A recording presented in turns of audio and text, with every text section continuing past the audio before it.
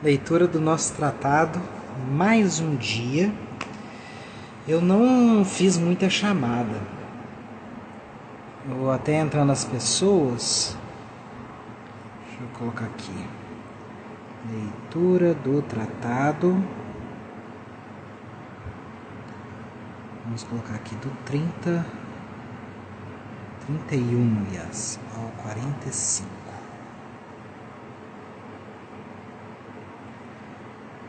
Fixe o comentário.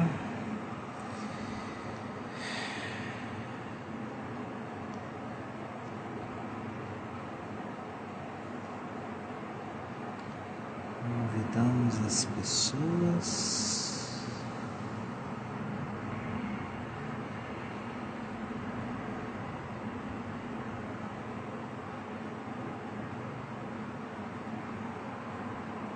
Temos algumas online.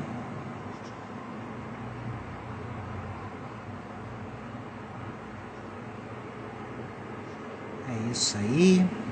Bem-vinda, Luciene. Bem, então eu vou até deixar aqui escrito para quem entrar ficar sabendo.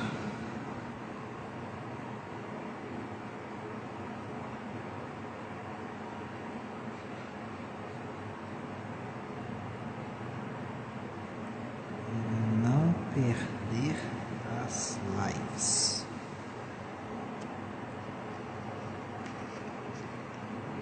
Vou deixar em aberto.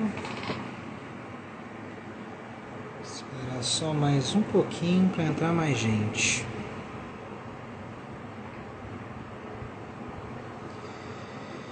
Ai, ai.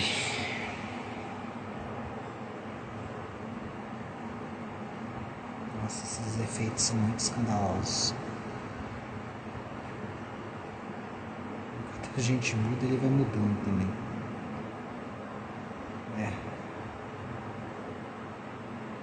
Então, mais alguém? Bem, vamos começar, porque pelo menos fica salvo para quem não comparecer. Em nome do Pai, do Filho e do Espírito Santo. Amém. Oração da restauração. Há momentos, minha mãe, em que a minha alma se sente no que tem de mais fundo, tocado por uma saudade indizível. Tenho saudades da época em que vos amava, e vós me amáveis na atmosfera primaveril de minha vida espiritual. Tenho saudades de vós, Senhora, e do paraíso que punha em mim a grande comunicação que tinha convosco. Não tendes também vós, Senhora, saudades desse tempo? Não tendes saudades da bondade que havia naquele filho que eu fui? Vinde, pois, ó melhor de todas as mães, e por amor ao que desabrochava em mim, restaurai-me, recomponde em mim o amor a vós, e fazei de mim a plena realização daquele filho sem mancha que eu teria sido se não fosse tanta miséria. Dai-me, ó Mãe, um coração arrependido e humilhado, e fazei luzir novamente aos meus olhos aquilo que, pelo esplendor de vossa graça, eu começar a amar tanto e tanto. Lembrai-vos, Senhora, deste Davi e de toda a doçura que nele punheis. Assim seja. Vamos atrás do número 31. Quase. Perfeito. Deus Filho quer se formar e, por assim dizer, se encarnar todos os dias por meio de sua querida mãe em seus membros. Ele diz: tome Israel por herança. Aquela parte em latim que eu disse que eu ia pular. É como se dissesse: meu pai me deu por herança todas as nações da terra, todos os homens bons e maus, predestinados e réprobos. Conduzirei uns com a vara de ouro e outros com a vara de ferro. Serei o pai e o advogado de uns, e justo vingador de outros, e o juiz de todos. Mas vós, minha querida mãe, não tereis por herança a posse, senão os predestinados simbolizados por Israel. Como sua boa mãe, lhes darei a luz, os nutrireis e educareis. Como sua soberana, e conduzireis, governareis e defendereis. Bem-vinda, Liciana. 32. Um homem nasceu nela. Diz o Espírito Santo. Segundo a explicação de alguns padres, o primeiro homem nascido em Maria é o homem-Deus, Jesus Cristo. O segundo é um puro homem, filho de Deus e de Maria, por adoção.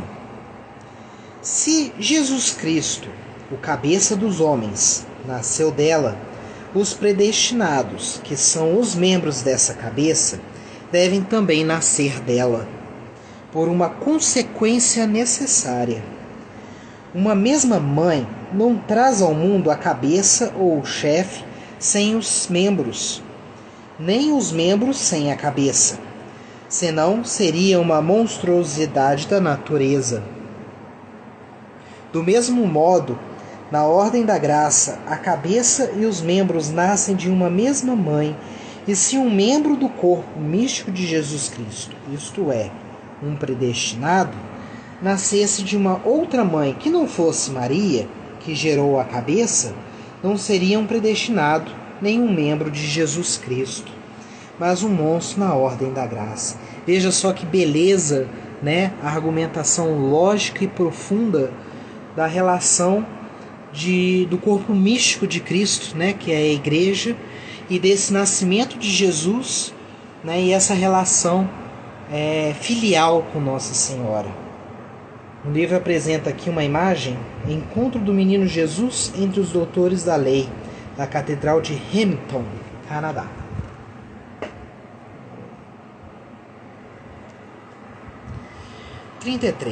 Além disso, Jesus Cristo é hoje como o será sempre. Bem-vindo, Alessandra. O fruto de Maria, como o céu e a terra lhe repetem 1000 e 1000 vezes todos os dias. E bendito é o fruto de vosso ventre, Jesus. Assim é certo que Jesus Cristo é tão verdadeiramente o fruto e a obra de Maria para cada homem em particular que o possui, quanto para todo o mundo em geral. De tal modo que, se algum fiel tiver Jesus Cristo formado em seu coração, ele pode dizer ousadamente: 1000 graças a Maria. O que eu possuo é fruto e obra sua, e sem ela eu não o teria.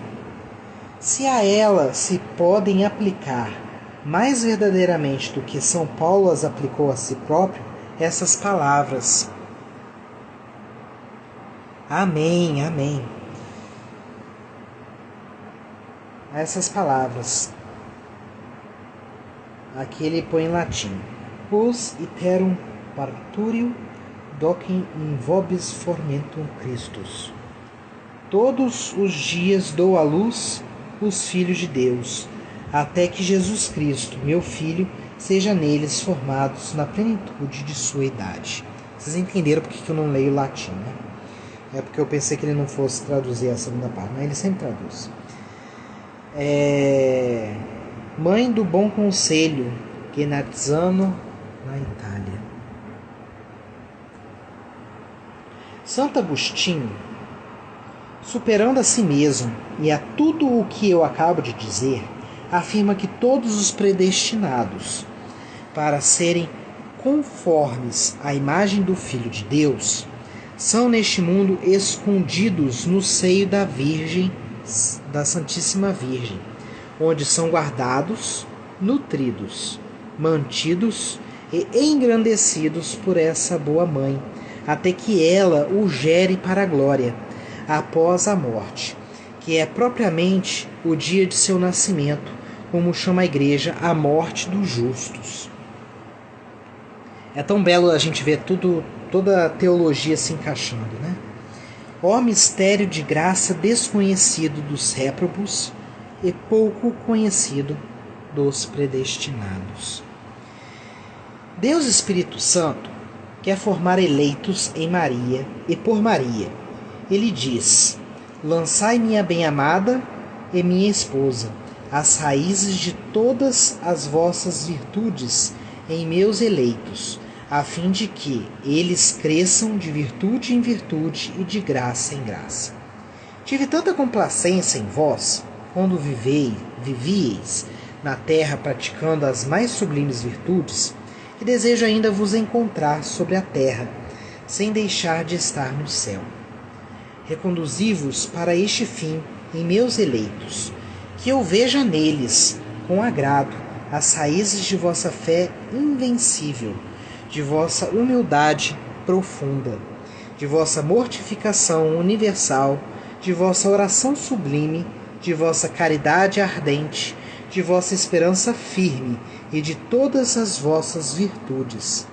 Vós continuais a ser minha esposa, tão fiel, tão pura e tão fecunda, como nunca, que vossa fé me dê fiéis,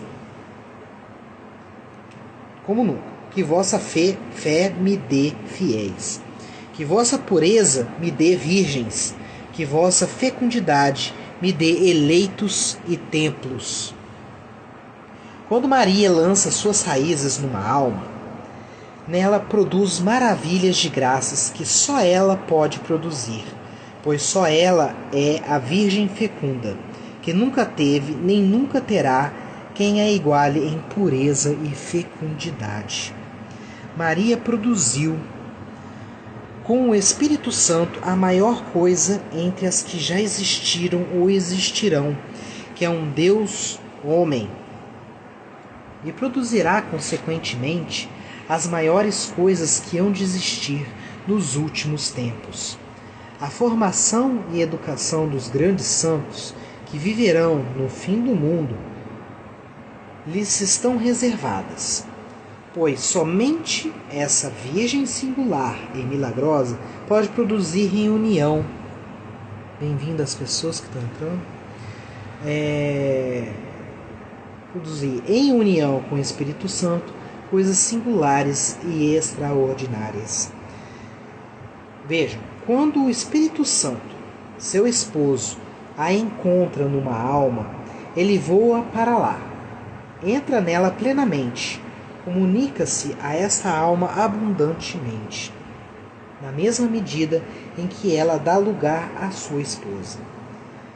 E uma das grandes razões pelas quais o Espírito Santo não opera agora maravilhas retumbantes nas almas é porque não encontra nelas uma união bastante grande com a sua fiel e inseparável esposa. Vejam como nós devemos ter cuidado e atenção com o nosso interior espiritual, né? Porque pelos nossos vícios, nosso pecado, nosso apego ao mundo, muitas vezes não estamos abertos à entrada do Espírito Santo em nós, né? E através de Nossa Senhora, que é o seio fecundo, o encontro, né, do esposo do Espírito Santo com a esposa Virgem Maria, nós encontramos graça e recebemos o Espírito Santo sobre nós. Digo inseparável esposa, pois desde que este amor substancial do Pai e do Filho desposou Maria para produzir Jesus Cristo, a cabeça dos eleitos, e Jesus Cristo nos eleitos, ele nunca a repudiou, porque ela sempre foi fiel e fecunda. Entramos numa parte que é a devoção à Santíssima Virgem é necessária. Número 37. Do que acabo de dizer, deve-se evidentemente concluir. Primeiro, que Maria recebeu de Deus um grande poder sobre as almas dos eleitos, pois ela não pode fazer neles sua morada, como Deus Pai lhe ordenou formá-los, nutri-los e fazê-los nascer para a vida eterna como sua mãe. tê-los por sua herança e porção, formá-los em Jesus Cristo e Jesus Cristo neles, lançar nos seus corações as raízes de suas virtudes e ser a companheira inseparável do Espírito Santo nas obras de suas graças. Ela não pode, repito, fazer tudo isto a menos que tenha direito e domínio nas suas almas por uma graça singular do Altíssimo, que, tendo-lhe dado poder sobre seu Filho único e natural, também lhe deu poder sobre seus filhos adotivos, não somente quanto ao corpo, o que seria pouco, mas também quanto à alma. Maria é a rainha do céu e da terra por graça, como Jesus é o rei por natureza e conquista. Vejam, vou mostrar para vocês a imagem da bênção de Jesus da Catedral de Manresa, Espanha. O legal desse livro é que ele traz várias imagens, que traz meditação para nós. Vejam só. Ora, essa parte é uma das partes que eu mais gosto desse livro. Como o reino de Jesus Cristo consiste principalmente no coração ou interior do homem, segundo essa palavra, o reino de Deus está no interior de vós, assim também o reino da Santíssima Virgem está principalmente no interior do homem, isto é, na sua alma. É principalmente nas almas que ela é mais glorificada com o seu Filho do que em todas as criaturas visíveis, e podemos chamá-la com os santos a Rainha dos Corações. Vejam, Nossa Senhora Rainha, né? Mãe do Rei, né? A Mãe Rainha, né? Se através do coração de cada um de nós, né, pode habitar o reino de Deus, Nossa Senhora habita em nós através deste reino, né? E melhor das ações pode ser feita de Nossa Senhora para quem, como ele diz aqui, né? Ela é mais glorificada com seu Filho do que em todas as criaturas visíveis, e podemos chamá-la com os santos a Rainha dos Corações. 39. Em segundo lugar, é preciso concluir que a Santíssima Virgem, sendo necessária a Deus de uma necessidade que se chama de hipotética, em consequência da vontade divina, ela é muito mais necessária aos homens para chegarem ao seu fim último. Não se pode, portanto, confundir a devoção à Santíssima Virgem com as devoções de outros santos, como se ela não fosse mais necessária e apenas superrogação. Como ensina a Mãe Igreja, né? Nós temos uma superveneração, né? Conhecida como superdulia, né? Que Nossa Senhora é enxergada como acima de todos os santos. Depois tem a protodulia, né, que é de São José, porque abaixo de Nossa Senhora, né, ele está acima de todos os santos pela paternidade que ele assumiu na vivência com o Filho, né? E, obviamente, Maria amou Jesus mais do que qualquer outra pessoa como mãe, e José também amou mais do que o resto das pessoas como um amor paternal próprio dele. Ele tem uma protodulia. Isso, Daniel, hiperdulia de Nossa Senhora, né? A protodulia em relação a São José. Já no caso dos outros santos é uma dulia, que é uma veneração, e veneração é diferente de adoração, que é algo que é próprio para Deus. A veneração é a nossa admiração, o nosso respeito e a nossa procura em aprender e vivenciar as virtudes daquele santo, daquela santa. No caso de Nossa Senhora, nós temos a hiperdulia, que isso está acima de qualquer outro santo. Então, o nosso desejo, né, de imitar as virtudes de Nossa Senhora e buscar, né, as graças que ela pode conceder através do amor e da relação profunda que ela tem com Jesus Cristo e Deus e o Espírito Santo, né, a Trindade, é muito superior a de qualquer outro santo que nós conhecemos. O douto e piedoso Soares, da Companhia de Jesus, né? Lembrando que aí a Companhia de Jesus são os jesuítas, né? O sábio e devoto Justo Lipsio, doutor de Lovaina, e vários outros provaram de maneira incontestável, baseados na opinião dos padres, entre outros, né? Aquele padres em maiúsculo, né? Se referindo aos papas, né? E entre outros, Santo Agostinho, Santo Efrem, Diácono de Edessa, São Cirilo de Jerusalém, São Germano de Constantinopla, São João de Damasco, Santo Anselmo, São Bernardo, São Bernardino, São Tomás e São Boaventura, que a devoção à Santíssima Virgem é necessária para a salvação e que é sinal infalível de reprovação. Segundo o sentir do próprio Ecolampádio e de alguns outros, não ter estima e amor pela Virgem Santa, e que, pelo contrário, é sinal infalível de predestinação, ser-lhe inteira e verdadeiramente dedicado ou devoto. Como estava explicando ainda agora, da profunda necessidade de entendermos que a nossa vivência de fé como católicos não pode ter Maria como ausente, né? Provam-no as figuras e palavras do Antigo, e vejam que isso é um trabalho, São Luís fez um trabalho profundo, né, de estudo de Nossa Senhora, recapitulando vários grandes intelectuais católicos, né? E vejam que aqui ele destaca até dois muito conhecidos, dois não, mais de um doutor da igreja, né? Temos aqui Santo Agostinho, São Bernardo, São Tomás, se não me engano São Boaventura também é doutor da igreja, né? Tem alguns doutores aí, tem muitos doutores da igreja, né? Tem os mais famosos, são esses que eu acabei de falar, né? Que é o Santo Agostinho, São Tomás, São Boaventura, São Bernardo.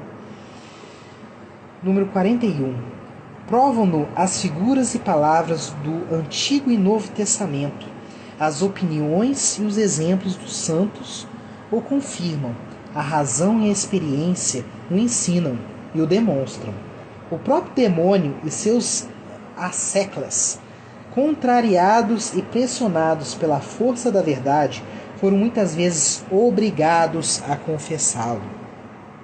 De todas as passagens dos santos padres e doutores que amplamente compilei para provar essa verdade, cito apenas uma para não me alongar demais. É um trecho em latim, que eu não vou ler, que eu não sou leitor de latim, que é o seguinte: ser vosso devoto, ó Virgem Santa, diz São Damasceno, é uma arma de salvação que Deus dá àqueles que quer salvar. Sim, ele também fala de São Domingos. Nesse trecho não, mas ao longo do livro ele fala. 42. Poderia transcrever aqui várias histórias que comprovam a mesma coisa, entre outras. Número 1. Aquela que vem narrada nas crônicas de São Francisco, quando ele viu em êxtase uma grande escada que chegava ao céu, no topo da qual estava a Santa Virgem. Foi-lhe mostrado que era preciso subir por essa escada para se chegar ao céu. 2. Aquela que está nas crônicas de São Domingos. Aí, chegou São Domingos, Daniel. Segundo a qual 15.000 demônios possuíam a alma de um infeliz herege, perto de Carcassona, onde o santo pregava o rosário. Por ordem da Virgem Santa e para a confusão deles, os demônios foram obrigados a confessar grandes e consoladoras verdades sobre a devoção a Maria.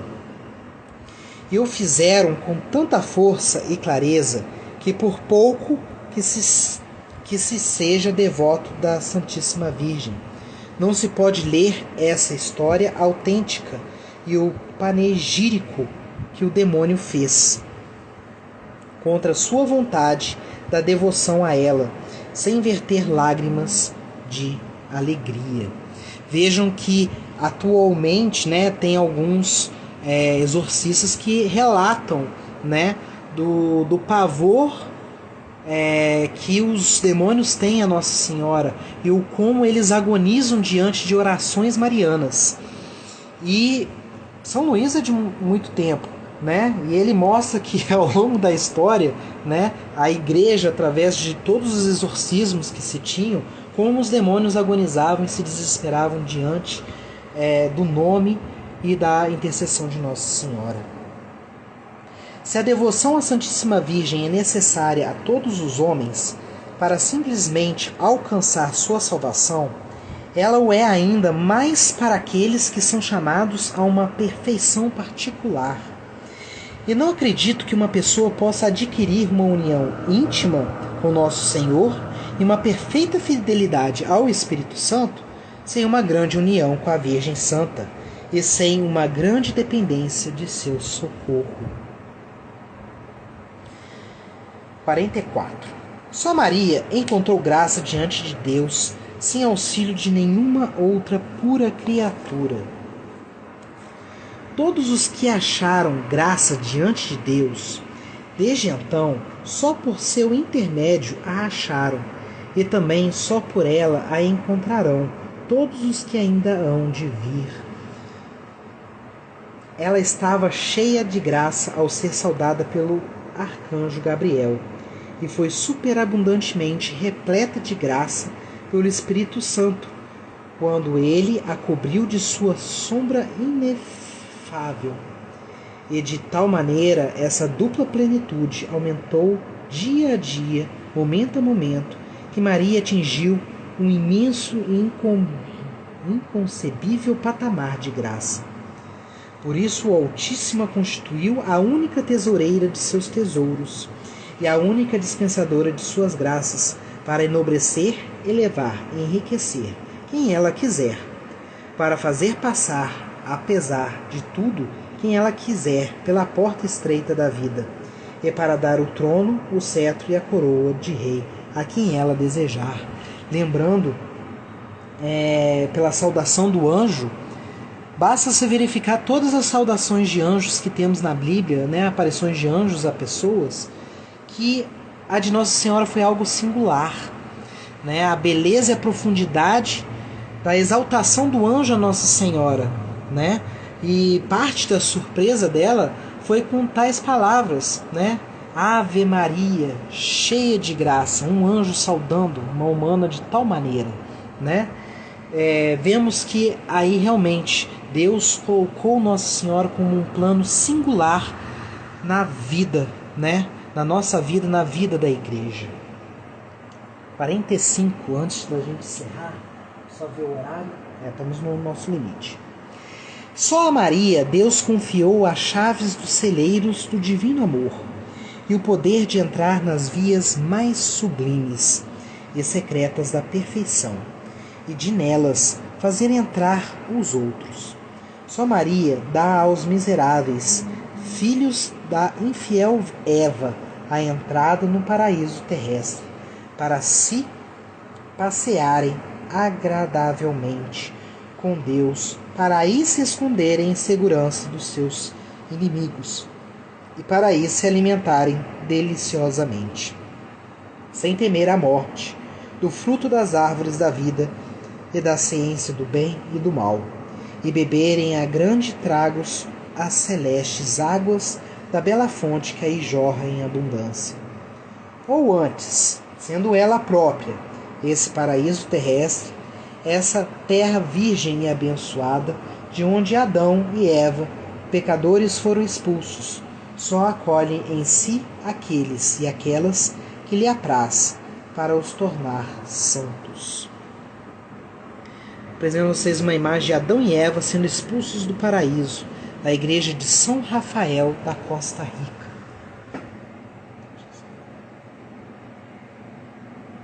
Lindos vitrais. E nós encerramos por aqui hoje, que depois, amanhã, nós continuamos no 46, no número 46, e devemos seguir até os 60. Tá bem? É isso, compartilhem com todos. Não esqueçam de salvar, né, de colocar o sininho, né, no nosso perfil, para não perder as lives, né? Vi que várias pessoas que estavam acompanhando esses dias que gostam acabaram entrando depois. Eu acho que foi um pouco de falta de aviso meu, de que iria ter hoje novamente. Então vou deixar até depois uns stories essa recomendação. Nós estivemos e sempre estaremos aqui reunidos num Deus que é Pai, Filho e Espírito Santo. Amém. Salve Maria.